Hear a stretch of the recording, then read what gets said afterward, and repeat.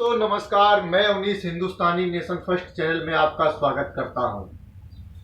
आजकल हमारे देश की सीमाएं जिन पर काफी गर्मा गर्मी चल रही है, तो हमारा और आपका फर्ज क्या कहता है। मैं तो यही जानता हूं कि कोई भी इस धरती का 5 तत्वों में से हो, वो समय समय पर जिसमें एक सबसे बेहतरीन रचना इंसान के रूप में है, वो सबसे ज्यादा आपको सिखाती है कि आपको किसके साथ किस तरह से पेश आना है। और उसी रचना में एक अर्थ और निकलता है कि हर इंसान खुद न खुद सिखाता है कि आप किस तरह से मेरे साथ पेश आओ। और मैं समझता हूं कि जो चाइना है वो आपको ये बताने की बार बार कोशिश करता रहा, लेकिन आप भी एक इंसान का रूप है जिसको ये समझ में नहीं आता है कि हमको किस तरह से किसके साथ पेश आना है, और वो सिखा रहा है कि उसके साथ किस तरह से आपको पेश आना है। दोस्तों, आज हम एक मोर्चे पर नहीं, ये जो इस धरती के समय चक्र का एक छोटा सा भाग जो हम अभी चल रहे हैं, जिसमें समय हमको व्यतीत कर रहा है, यह सबसे महत्वपूर्ण संघर्षमय समय है जिसका कोई निदान किसी के पास नहीं है। और देख लिया जाए तो सभी देशों में कुछ न कुछ ऐसी घटनाएं घट रही हैं। दुनिया के आधे से ज्यादा देशों में मैं देख रहा हूं कि जिस पर उस देश का कोई बस नहीं चल रहा है, जिसमें से सबसे अगर प्रमुख गिनती की जाए तो मेरा देश लगभग सबसे ऊपर आ जाएगा, जो एक मोर्चे पर नहीं, बहुत अनेकों मोर्चों पर एक साथ लड़ रहा है। चाहे वो देश के अंदर छोटी से छोटी इकाई हो, भ्रष्टाचार से लेकर के आतंक, सीमा विवाद, आर्थिक रूप से, शारीरिक रूप से हर कोई परेशान है। देखा जाए इसी में तब तक तूफान आ गया, तब तक टिड्डियां आ गई, एक खत्म नहीं हुआ तब तक 3 और आ गया जा रहे हैं। और जिसमें सबसे बड़ा हमारा और आपका भाग्य है कि हमारे पास एक ऐसा राजा है जो जानता है कि समस्याओं से निपटना कैसे है। अगर नहीं जानता है तो सीखता है, और सीखने में ज्यादा समय नहीं लेता है। और मैं अपनी तरफ से आज मोदी सरकार को बधाइयां देना चाहता हूं कि जिन्होंने सफलतापूर्वक 6 साल व्यतीत किए इस देश के जनता के साथ, जनता को अपना समझ करके,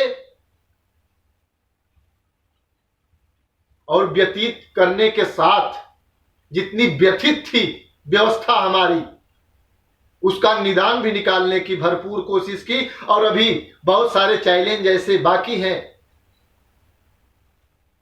जिनको हमें और आपको भी पाना है। और सबसे बड़ी बात, हमारा और आपका मेरे वीडियो बनाने का सिर्फ एक मकसद अभी है कि अगर देश को मजबूत हमारा प्रधानमंत्री कर रहा है तो हमारा और आपका फर्ज बनता है। दुश्मन को हराने के 2 तरीके होते हैं, एक या तो उससे ज्यादा ताकतवर हो जाओ, और दूसरा या तो उसको कमजोर करो।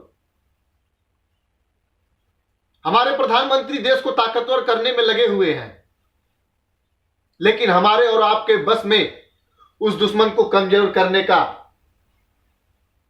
मौका है।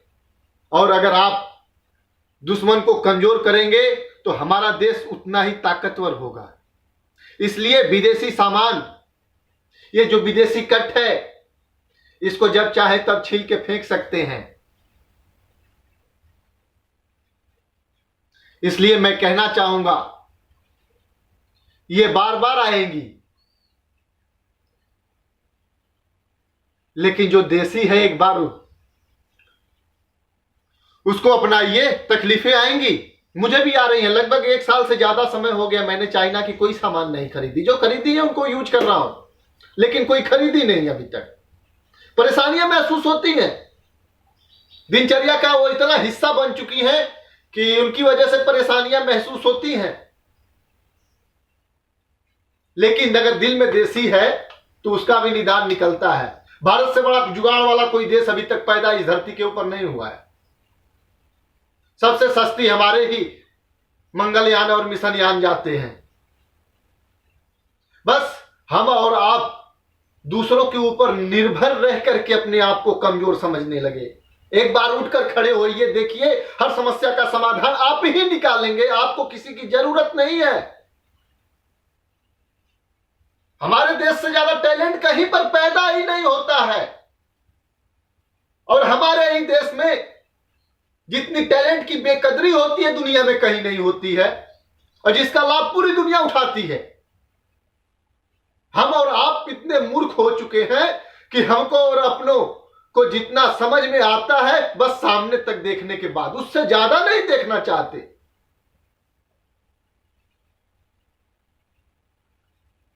हम क्षणिक लाभ के लिए दूर की नुकसान को भूल जाते हैं। तुरंत खरीदते हैं, अपना काम चला, साइड हो गए। अरे उसका ऑप्शन ढूंढो, इतनी सारी अपॉर्चुनिटी है आपके पास, इतने सारे चांस मिल रहे हैं। आपके साथ पूरी सरकार है, पूरी जनता है। आप खुद पैदा करिए किसी स्वदेशी चीज को। क्यों निर्भर आप दूसरे के ऊपर हैं भैया? और अपनी चीज को क्यों नहीं खरीदते हैं? खुद का बना के खरीदो, बेचो। कृपया मैं आपसे विनती नहीं, आदेश देना चाहता हूं। देसी फिर से पूरे दिल से। अगर मेरे भाव ने आपको तकलीफ पहुंचाई हो तो क्षमा। देश के लिए मैं कई बार वंदन कर सकता हूं आपके सामने, लेकिन देसी इससे जो आप बैठकर फिक्र कर रहे हैं अपने घरों में, कूलर, पंखे, एसी में,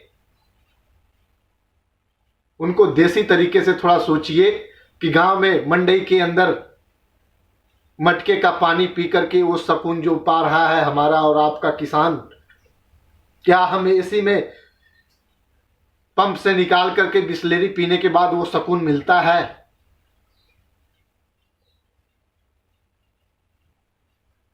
रोड के ऊपर पैर पे पैर रख करके फोटो खिंचवा लेना बहुत आसान है। जब चाहे तब इटली घूम के चले आना बहुत आसान है। बैंकॉक घूम के चले आना और भी आसान है।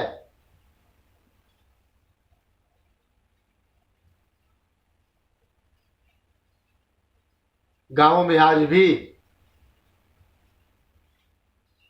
ऐसे लोग हैं जिनके चप्पल नसीब नहीं है, और ये स्थिति मोदी ने नहीं लाई है दोस्त। 6 साल में कोई व्यवस्था नहीं बिगड़ सकती 70 साल की बनाई हुई। जो आप लोग दोष दे रहे हैं, मैं आपसे सिर्फ इतना कहना चाहूंगा, आप उनसे 2 कदम आगे देश के निर्माण के बारे में सोचिए, देश के भले के बारे में सोचिए। वो अपने आप आपसे कमजोर हो जाएंगे। मैंने पहले ही बताया कि दुश्मन को खत्म करने के 2 ही तरीके हैं, या तो उससे ज्यादा ताकतवर बन जाओ या तो उसकी ताकत को खत्म करो। तो हमारे और आपके हाथ में है चाइना जैसी ताकत को कमजोर करना। हम उसके सामान को अगर नहीं खरीदेंगे, वो आर्थिक रूप से कमजोर होगा और उसी पैसे से कमा के आपके ऊपर मिसाइल दागने की बात करता है। उसको दूसरे के आपको मारने के लिए आप ही काफी हो उसके लिए। तो कृपया फिर से बोलना चाहूंगा, हम और आप चाहें तो आर्थिक रूप से चाइना को कमजोर कर सकते हैं, जिस कारण चाइना हमारा अभी के देशों में देखा जाए तो हमारा सबसे बड़ा और महत्वपूर्ण दुश्मन चाइना है, जिसके कारण पाकिस्तान भी उछलता है, आतंकवादियों के भी पर खिले रहते हैं। इसलिए जिसको मजबूत बनाना है वो लगे हैं। हम और आप आइए आज के बाद एक प्रण लेते हैं कि आज के बाद जो भी हम खरीदेंगे देसी खरीदेंगे। परेशानियां आएंगी, दिल में अगर देश है तो महसूस नहीं होंगी। और मैं अपने देश के नौजवानों से कहना चाहूंगा, जितने भी खास करके जो तकनीकी युग के हैं, हमारे देश के ज्यादातर इंफॉर्मेशन ऐप के द्वारा विदेशों में है। हम क्या सोचते हैं, क्या खाते हैं, क्या पीते हैं, कौन सी दवा लेते हैं, सभी इंफॉर्मेशन है। यहां पर तो पेपर मांगो तो यही तो हमारी कमजोरी बन गई है। इसी ने हमको कमजोर कर डाला। तो इसलिए मैं कहना चाहूंगा कि ऐसे ऐप तैयार किए जाए, अपना खुद का गूगल तैयार किया जाए, खुद का यूट्यूब रहे, खुद का व्हाट्सएप रहे। क्या इतनी प्रतिभा आपके अंदर नहीं है? गूगल का सीईओ बन सकता है भारतीय, लेकिन घर का गूगल नहीं बना सकता है। कोई भी चीज जब तक चाइना आज क्यों हावी हो रहा है, क्यों आज चाइना ने इतनी खलबली मचा कर रख दी? हम और वो एक ही साथ आजाद हुए। 1947 हमारा था, 1948 चाइना का था। लगभग 1987 तक हमारी इकोनॉमी बराबर थी। क्या वजह है आज हमारी और उसकी इकोनॉमी में 4 गुना 5 गुना का अंतर है? कहीं ना कहीं हमारे नेतृत्व में वो क्षमता, वो कमी थी जिसकी दुहाई आज दी जा रही है। मैं ये नहीं कहता कि सबके अंदर सिर्फ नकारात्मकता ही होती है।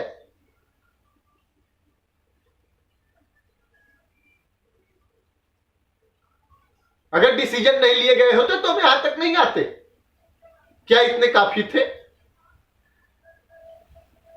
कुछ ऐसे क्यों थे कि इन डिसीजनों को, इनकी क्षमताओं को वो डिसीजन आपके खा रहे थे? जहर कांटे अब निकाले जा रहे हैं। कहीं ना कहीं ये खुद का लाभ पहले सोचकर किए जा रहे फैसले थे, देश के लिए नहीं थे। ये देश के लिए बस एक दिखावा था। अगर हमको आत्मनिर्भर बनना है तो अपनी सरकार से, मोदी जी से बोलना चाहूंगा कि जो भी छोटी छोटे उद्योग धंधे हैं, रसना का हो गया, अचार का, मुरब्बा का हो गया, पापड़ का हो गया, दही का हो गया, दूध का हो गया, जूस का हो गया, ये विदेशी कंपनियां, चाहे 50 करोड़ की कंपनियां, 50,000 करोड़ की कीमत रखने वाली कंपनियां साबुन बेच रही हैं, जो हमारे और आपके घर में बन सकते हैं। गांव के गांव, जिले के जिले एक ही प्रोडक्ट बनाओ।